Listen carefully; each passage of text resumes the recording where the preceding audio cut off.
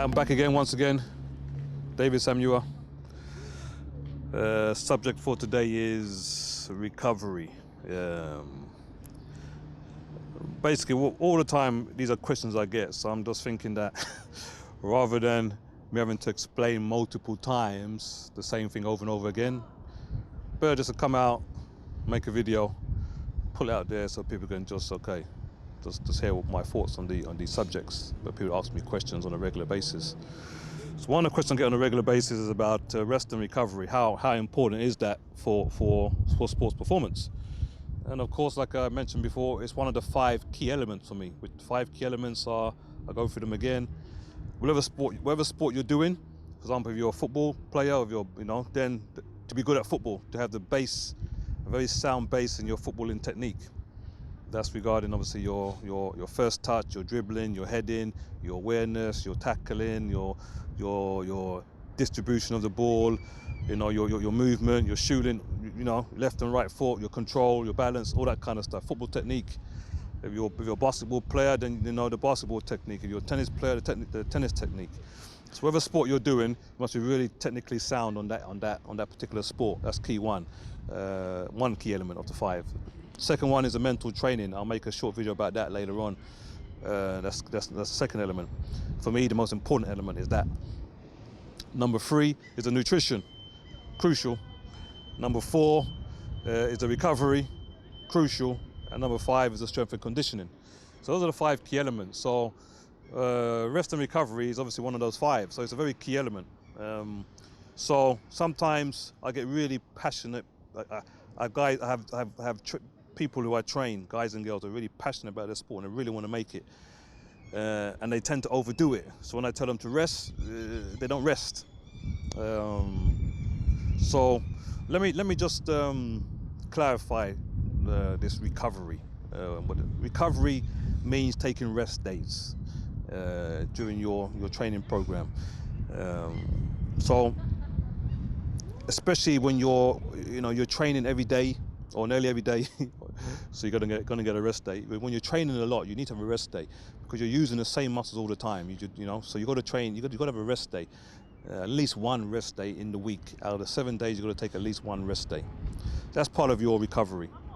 Also, part of your recovery is how many hours sleep you get a night. Your sleep is a very important part of your recovery. That you're getting at least 7 hours straight sleep per night, between 7 and 9. You don't want to be going to bed too late and then expecting your body to be fully recovered to go and train next day. Maybe you're not a full-time pro. Maybe you're having to go to work. Maybe you're having to go and study. So and then you're going to train afterwards, or you're going to have to train before. So before you work or before you go to school. So getting a good night's sleep is part of your recovery.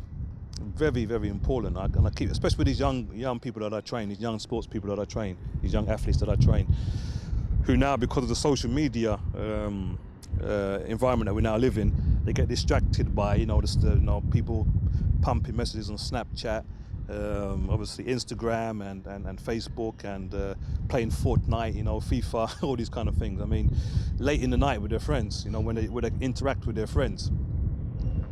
I mean, that's going to obviously play a massive impact on your recovery if you don't get enough sleep because you're up late playing on your internet or playing games and stuff like that. So you have to have the discipline to okay, right, switch your phone off, switch off the computer, and go to sleep. So you get the amount of rest your body needs to go out there again the next day and perform on the training pitch or maybe even the match. So it's crucial. Nutrition, which is connected to your recovery, is also crucial. That you're eating the right amounts of food. So we normally talk about a 5-3-2 kind of nutrition plan. That's like 50% of your nutrition should be carbs, 30% should be protein, 20% should be the essential fats. 5-3-2. That's a good formula to use. But obviously, as a sports person, you got to be really making sure that what you're putting into your body is the right source. So the right source of carbs, the right source of protein, the right essential fats. So your body's obviously getting the full spectrum of the nutrients, vitamins, and minerals that it needs. One to protect your immune system, and obviously one to keep you obviously being able to perform your sport at a high level. Of what goes in is what you're going to use as energy. So nutrition, having a very good nutrition plan consistently is crucial to your recovery. I'll talk about nutrition, like I said, on another video later on. Another crucial part to your recovery, having a regular massage. Again, like I said, you're using the same muscles all the time, so they get tight. So having a massage at least once a week, is very important. So you have a lot of these massage pistols out there, which, I mean, they're good. These massage guns that you can use. Make sure you get a good one, because obviously make sure you get a good one, so that obviously it can last you for a long time, because of the tooling of the massage gun can last you for a long time. Don't just buy a buy a cheaper model, because obviously it's probably going to not last you for so long. So buy a model that has a good reputation behind it, for longevity I'm talking about. So having a regular massage, of course, the massage pistol will not take the place of having a regular massage with the hands. Yeah, where you get a masseuse who can really, free those tight muscles and make sure get in there with the hands and the fingers and the thumbs and the elbows, and fists, to really free, get those muscles free and take all the lactic acid and the waste and the toxins, and obviously get the blood flow into the muscles so that the muscles can recover faster. So obviously having a regular massage with the hands, I recommend at least once a week. Okay, that's another crucial part of recovery.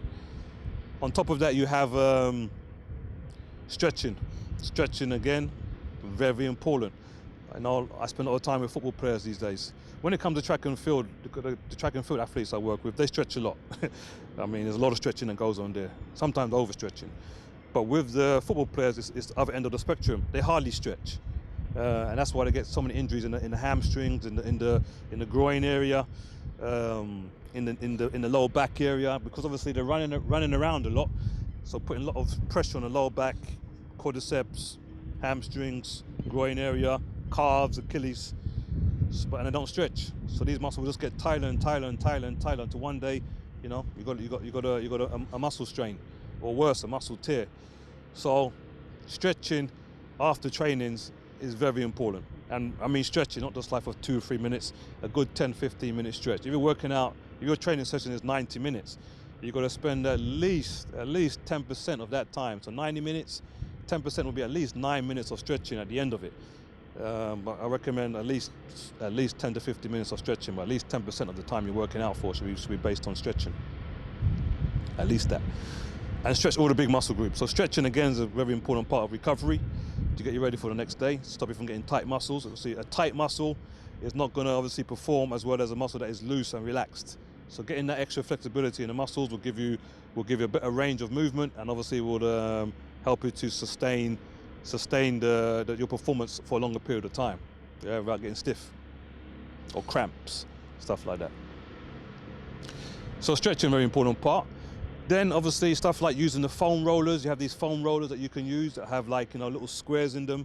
They're really good for just again alleviating any tight muscles and helping those muscles to recover by opening up the muscle to allow the blood to come into it, which is going to speed up the recovery in those areas. So invest in a foam roller, a good one, around about 500 crowns. You get a really good foam roller that you can use to help you with your prehab. You don't want to be going into rehab. Rehab means that you've got an injury. So prehab is prevention habilitation. Rehab is basically, rehab. You're recovering. It's a recovery habilitation. It means to say that you've been injured and you're having to recover to come back. So prehab is prevention habilitation. So basically you keep the muscles, is injury prevention, rather than injury recovery.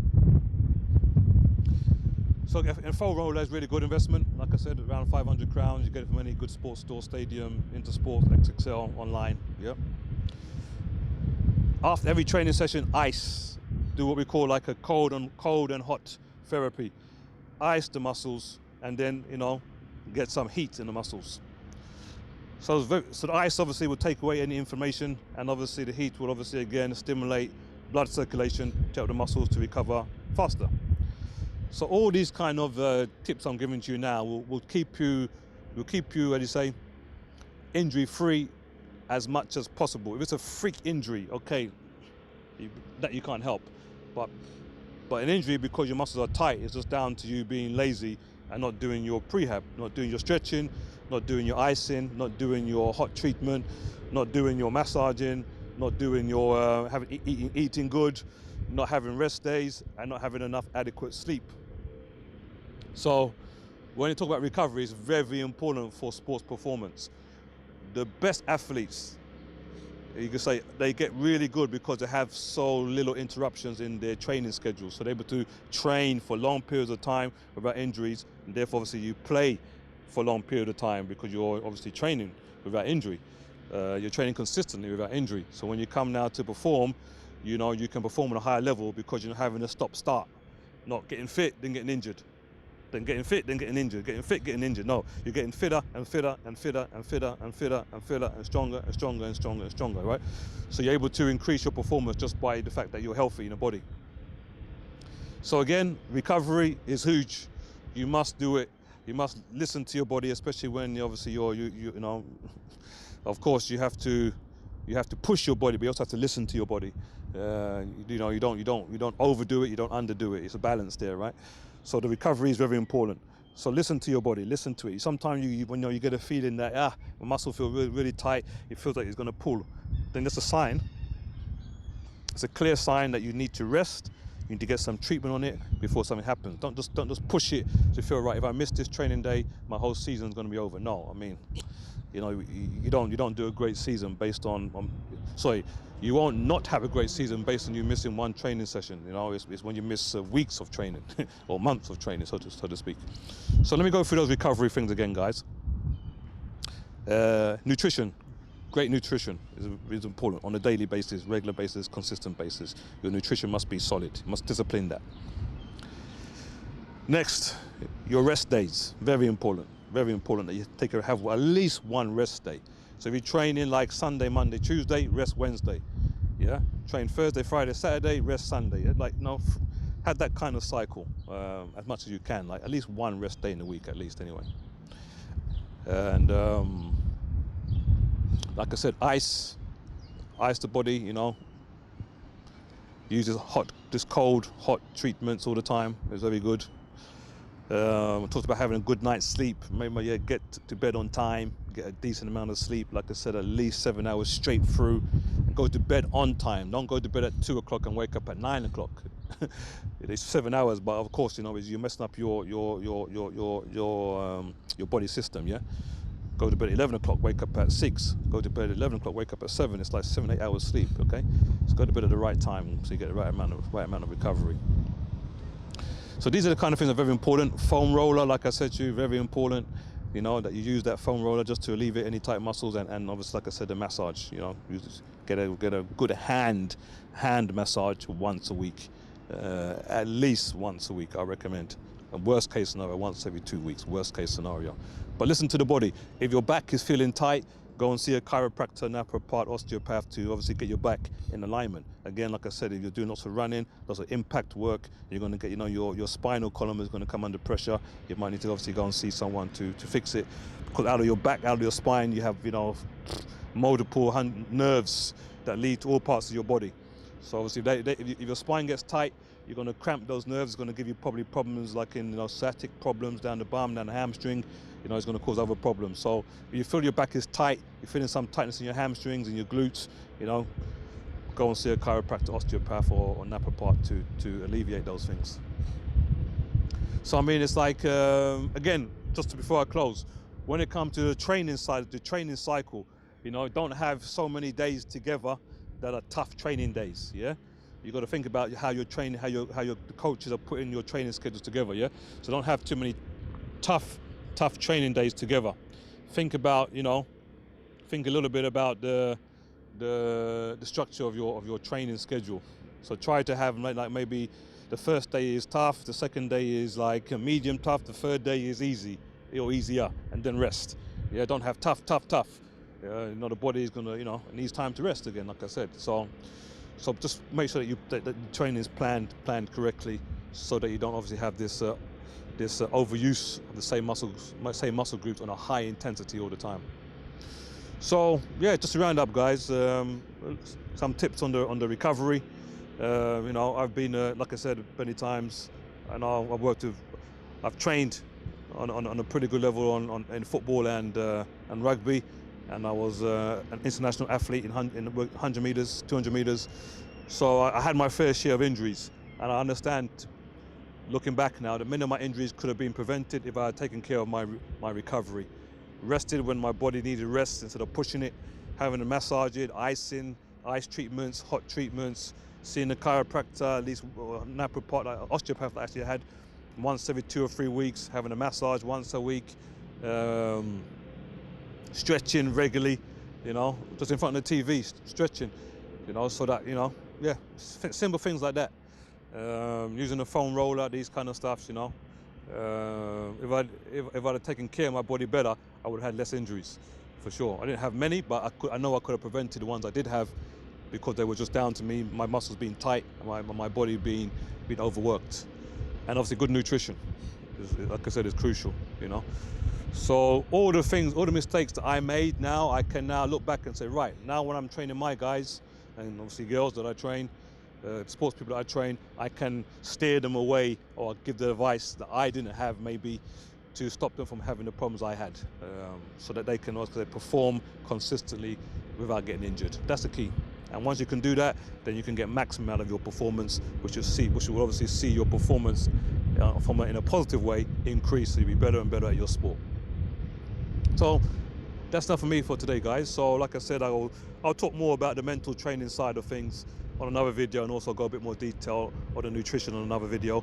But just one of those key points. I mean, I've talked a lot about strength and conditioning. Now I thought, let me talk about recovery.